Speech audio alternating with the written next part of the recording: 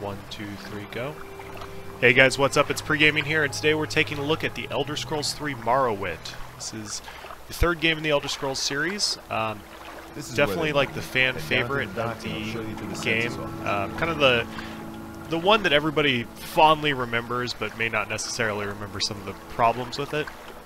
But first things first, this game came out, I want to say, in 2002, and I may be running a few mods. Actually, I don't remember if I installed any mods. But look how gorgeous this game still is today. That water, when I first saw this, I think it was like Morgan Webb and Adam Sessler on X-Play were showing off this game, and that's the first time I saw it, and I was blown away by just how beautiful this game was, and I still am today. But not only is this game gorgeous, but like the art style is so different and unique, and I think that's one of the things that people really look back fondly on this game, and why you hear him talk so much about how great Morrowind was, is because unlike, you know, classic I guess fantasy like Oblivion was, or the kind of Nordic wintry snow place that Skyrim was, this was kind of like this weird sort of Alice in Wonderland-ish take. There's like, you know, giant mushroom trees and shit like that.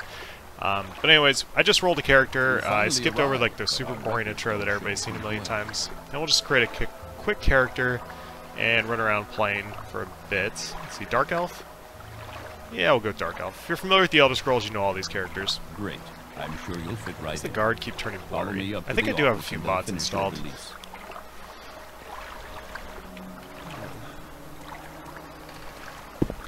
Oh, crap. Mouse is going all over the place. So for me, this game was like an entire summer when it came out was dedicated to playing this game. At the end of the time that I put it down, finally, I was probably around 400 hours of Elder Scrolling. You'll have to be recorded before you're officially released. There are a few ways we can do this, and the choice is yours. And we'll talk a little bit about the leveling system and the character creation, all those things, because it's a lot different than say like Skyrim, especially Skyrim, but also especially Oblivion was. So we're just gonna I don't know. I want to be a thief. We'll be a rogue. How about a rogue? Combat, speed, personality. These are all things I love. All right, we're a rogue. Good. Perfect. The letter that preceded, you mentioned you were born under a certain sign. And what would that be? I don't know. The shadow sounds appropriate. No, the thief sounds appropriate. I'm a rogue thief. Interesting. Now, Perfect. before I stamp these papers, make sure this information is correct. Yeah, so you can see there's a lot of stats, and this is something that Skyrim really significantly reduced stats to 3 values and then a bunch of skills that had a value of 0 to 100. You can see my name is what in the butt. Dark Elf Rogue. Oh, that's good. But this is like more similar to what Daggerfall and Arena were before it, where you have a bunch of different skills, many of them redundant and useless, but oh, I have to pick up my papers. But it allowed you to create much more customized characters. And so there's a lot more replayability, I would say, than something like Skyrim, in which you can just continually make a new character over and over. But like those games in Oblivion and Skyrim, every object in the game can be interacted with and picked up. You can see this Flynn, which I guess is maybe a type of alcohol? I don't know, but you can take it. The bread, you can take that. I figure out the UI has aged like a brick of cheese. I guess cheese ages. Okay, how do you... Okay, there we go.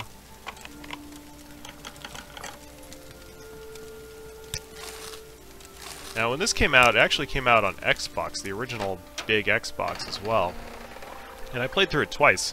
I played through it on PC originally, and then a couple years later, around 2004, I picked it up again on Xbox. Just I saw it at a garage sale and decided to play through it again.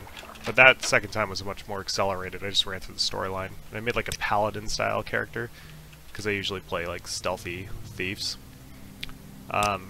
Real fast, I want to show you the persuasion system, because That's very different in this game than it is in the other ones. In Oblivion, it's sort of like a mini-game. In Skyrim, it's virtually non-existent. It's just certain times you have the opportunity to use persuasion. Here, it's sort of like a meter that changes depending on how much the NPC likes you, and like based off your fame, your infamy, or what you've done for like his faction brothers or anything like that, that meter will go up. And you have this persuasion option list, which allows you to change things. So, me being new to this game and not very good at persuasion, if I do any of this, I probably am going to lower his deposition. Yeah, so admiring him, he just hates me. Whatever. We don't need you. Okay, maybe we do have to ask you something.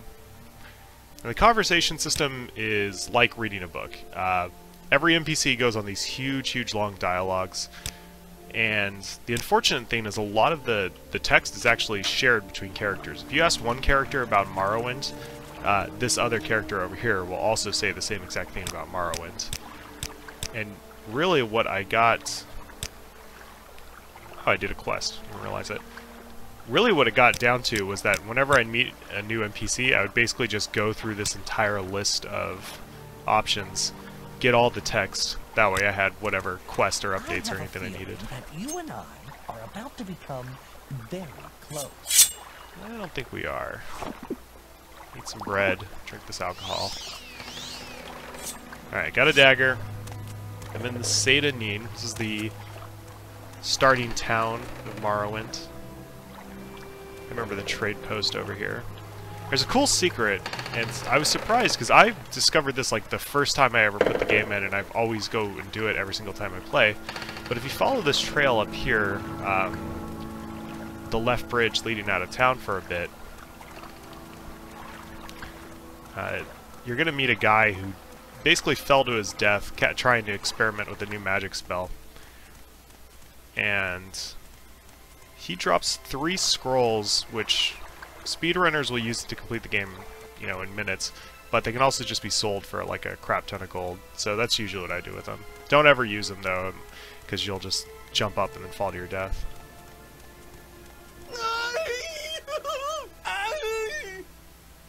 Plop. I think that's another thing that people fondly remember about this game is that the humor in this game is there's a lot more humor. And we can take all this stuff and like this is pretty. I mean, this can sell pretty well. Got a naked elf now. I think his book too, just being a total dick.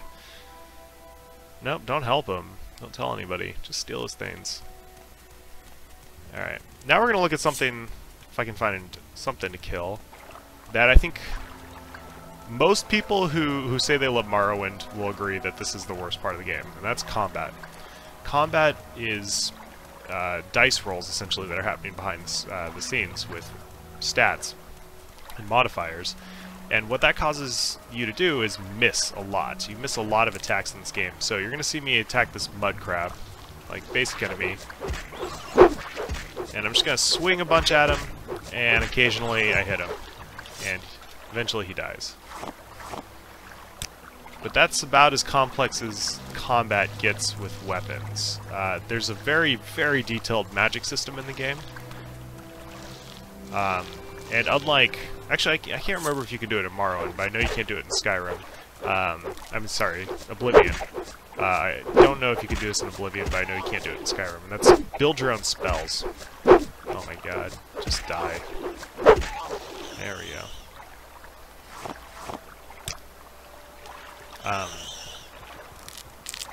And building your own spells is pretty fun and addicting, and it makes a mage character a lot more interesting to play.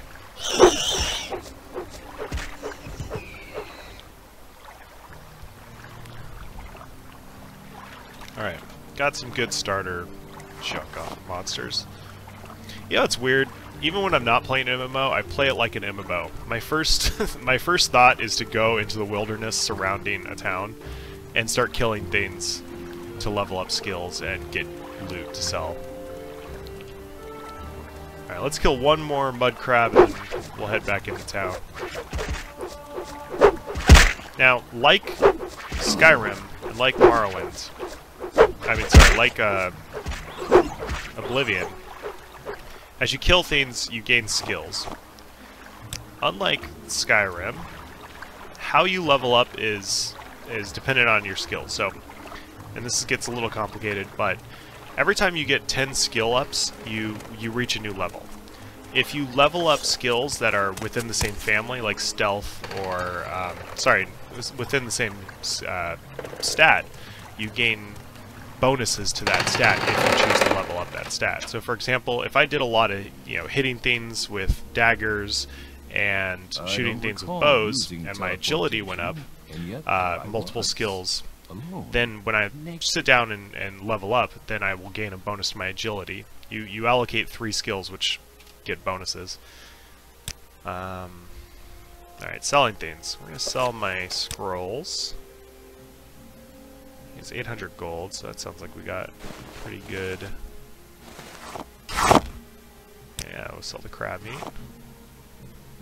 I'm going to buy some light armor. Get that necked or netched? I never knew how to pronounce that.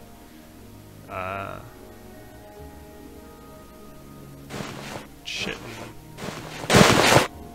Maybe I should have gotten chitin armor. Alright, we have full chitin armor, it looks like. And now we can do, the gold up or down. I always do at least one up or down, because that gives me a little bit of experience in mercantile. Alright, we got some beginner gear. Armor level 4.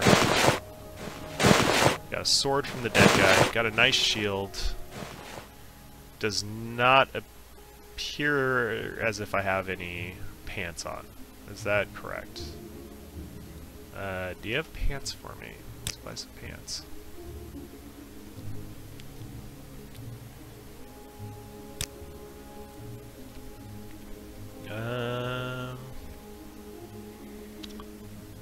Common pants.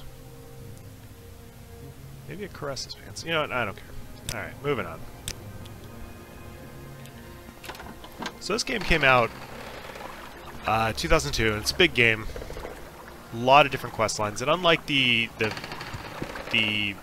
games that came afterwards, Oblivion and Skyrim, you can't do everything in one game. So if you want to do, say, like the one of the Great House quests, you might end up killing NPCs that are important figures in the other Great Houses, thus locking you out of those quest lines. And I think that's a really great concept that definitely got lost in the later games. Later games are all about allowing you to do everything on one character, and I like that because I hate playing through games multiple times. So I've always appreciated being able to do everything, but it does make the game feel a little bit more generic. It makes your character feel more generic because you can become the god of everything.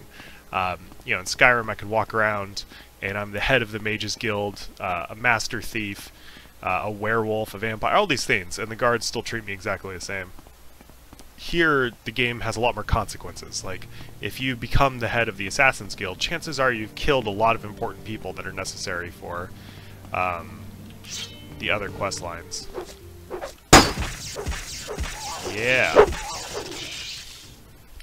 Another negative about this game is stamina. So you can see in the lower left I have a little green stamina bar. And that stamina bar tends to disappear crazy fast. And when that stamina bar is gone, your attacks hit a lot less. You're a lot less accurate. And you can store that by switching off auto run, which makes you walk this slow. Terrible. As well as leveling up and increasing that stat. Endurance, I think. Another kind of weird thing is that you can level up your acrobatics skill, I believe, by jumping. So if you ever wanted a quick level in this game, and a trick that a lot of people do if they're building a character around agility, is they just jump everywhere they go. And it's goofy, it's weird, I'm glad they changed it for later games, but it's all in the hope of making a much more interesting characters development system. You can see this is the main UI. Again, this UI, definitely terrible UI. You have a basically useless mini-map. Put up the world map really fast. It is a big game. And it's not just, you have the main island of Morrowind, sorry, Vanderfall, which is a island within Morrowind, if I know my Elder Scrolls lore. And then Solstheim, which makes a reappearance in Skyrim. And then you have the Tribunal expansion, which takes place in Mournhold, the main city of Morrowind, but you teleport there. It's kind of boring. But again, yeah, this UI, kind of strange.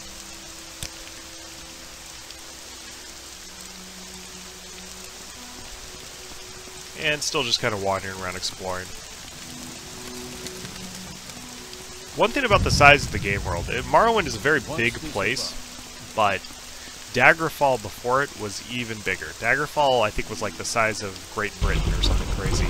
And anytime you, like, I think everybody has seen those, like, can I jump over this? Whatever. Fort Pelgrad sucks. Anytime, like, I'm sure all of you have seen that chart that shows all the different game worlds, and Daggerfall is like the size of a state. It's humongous. Yeah. And that was really cool, but it led to everything being randomly generated, so very generic cities, very generic towns, and everything was kind of copy and pasted. Here, everything's handcrafted, but it's a much smaller scale. So I'd rather that, and so would they, so they, you know, that's how Oblivion and Skyrim also worked, but it's interesting to see that as the game has, as the series has gotten older, it's actually gotten smaller, not larger. See, these mushroom trees are what I was talking about when it comes to, like, the environment. Like, that's so cool. Like, I love Skyrim. Skyrim is one of my favorite games, but it is snow and ice, and, yeah, it's very, like, I don't know the word, it sets a good mood. Like, you know, you feel like you are in Skyrim, but it feels like a place that, it basically could be Sweden, for all you know, or, I don't know, Nordic country. This doesn't look like anything. This can't be anything. There's giant mushroom trees. And I think that's an important part of building kind of a fantasy world. Yeah. Hello, a NPC. Dressed nice. This can't possibly go well for me. Greetings. Begging your pardon. Have you seen a bandit nearby? I must find him. No business. The bandit jumped on me. He was a dark elf, a strong, dashing dark elf. He didn't harm me in any way, though. He did take my jewels. He was very gentle. Alright.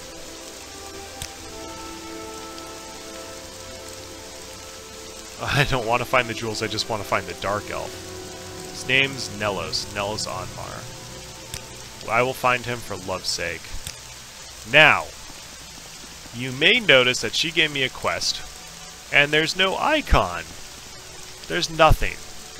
You are given a quest and you need to pay attention. You have a journal, and the journal gives you details. I've agreed to try and find the bandit Nelos Onmar and to deliver the glove of this young Breton woman. She believes he is in Pelagad, so perhaps I can find more out about him there. I fear for her heart, for these outlaws care nothing for others, only for their booty they can obtain. Well, he can obtain plenty of booty if he is willing to go with this Breton girl. Alright, so we're going to head back to Pelagad, which I hope is in this direction. Yes. We're going to find this dark elf for you. As soon as you can see, no map icon. No hand-holding in this game. You have to read the quest details. You have to follow the directions. And they'll say things like, turn left at the fork in the road, or you'll see 3 trees that all spring from the same roots. Follow that northwest. That goes a long way to also building the world. Skyrim and Oblivion have this problem where you'll get a quest icon and you'll immediately beeline it for that quest icon. That leads to one of my favorite things about Skyrim and Fallout, is that you are jumping against cliffs hoping to jump over. Rather than going around the roads and all those things that the developers have created, you just jump against cliffs trying to get up them, because you're always trying to go in a straight line, and then, you know, anything else is a waste of time. Is that it? No. Alright, we need to ask around for this guy. Nelos Onmar. I've seen him around here, quiet man, keeps to himself. Not too sure what he does, actually. Other folks might know if you don't know. Checking the tavern. Alright, checking the tavern. Any time now. Tavern. This looks like a tavern. Has a deer on it.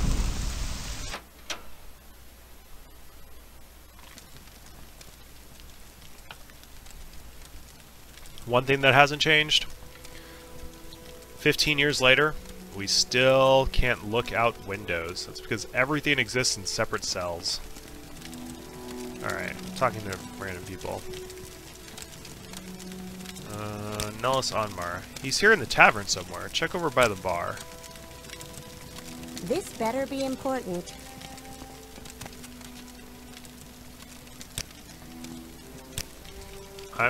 Is this not a bar?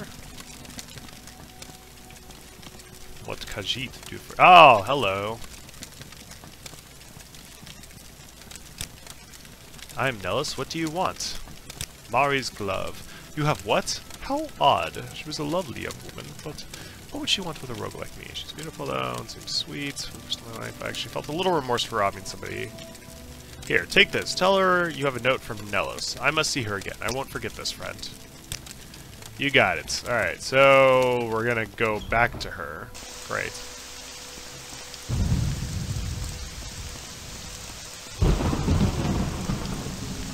Now, if you want to check out Morrowind, I recommend it, but I do recommend spending a little bit of time at Nexus Mod, looking for things that maybe bring the game up to some kind of modern level. And there's like little things like maybe the combat tweaks or things like that. I think purists will always say you need to stick with vanilla, but this game hasn't aged terribly gracefully. Like many games in the early 2000s, there's just a lot of inconvenient crap.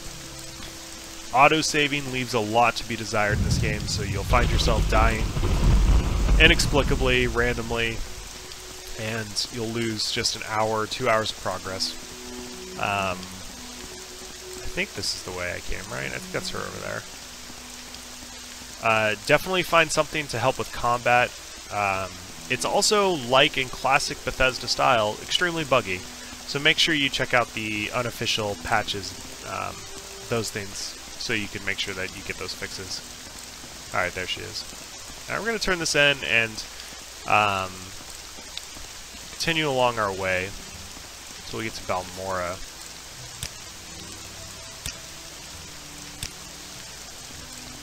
I think I'm close to Balmora. I keep hitting M thinking that's going to do something, but it doesn't. Alright.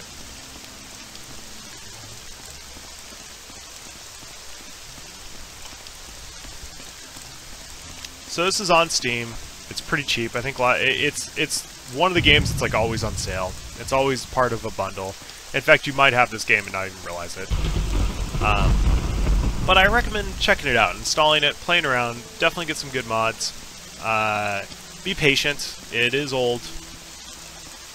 But if you are looking for a more hardcore open world RPG, because open world RPGs, let's be honest, have gone in the complete opposite direction. Even great games like The Witcher are, fairly, I don't want to say the word casual. I hate the word casual, but it's very hand-holding. You're not given much room for exploration. There's not really much reason to explore. Everything is presented to you. Otherwise, what's the point of it existing if nobody's ever going to find it? That's not Morrowind. Morrowind is a giant playground for you to explore, and you're always going to find something. And that's cool, but it's also very frustrating. So yeah, give it a shot. This is probably the last of this type of RPG that I can remember, and one of the few open world RPGs that really has a lot of, I guess, exploration and depth. If you did like Skyrim and Oblivion, yeah, be ready. Be ready for some drastic changes. You can see Balmora over there.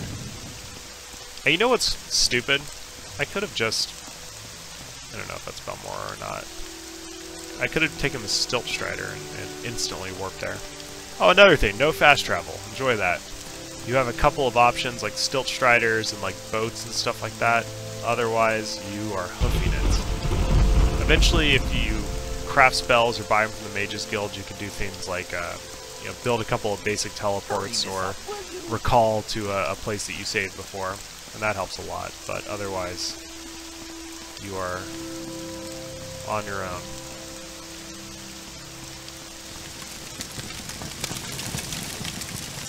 is Balmora? I have no clue if I'm heading in the right direction. So this video might go on for hours because we're looking for Balmora. Uh-oh. And he killed me in like 2 hits. And I'm dead. So that's a good place to end the video. Alright. So like I said, oh boy. Autosave leaves a lot to be desired in this game, so we're going to see where it dumps me off. At the beginning of the game. Fantastic. Like I said, make sure you save a lot in this game, or download some mods that create more frequent autosaves. Anytime now. Yeah, I think that's where I'm going to call it. Thanks for watching, guys. As always, new videos every Thursday, Friday. Actually, this one will probably come out on Wednesday. But by Thursday or Friday, there will be a new video. Also, be sure to check out my Twitch stream. I've been playing a lot of Final Fantasy XIV lately with the new updates.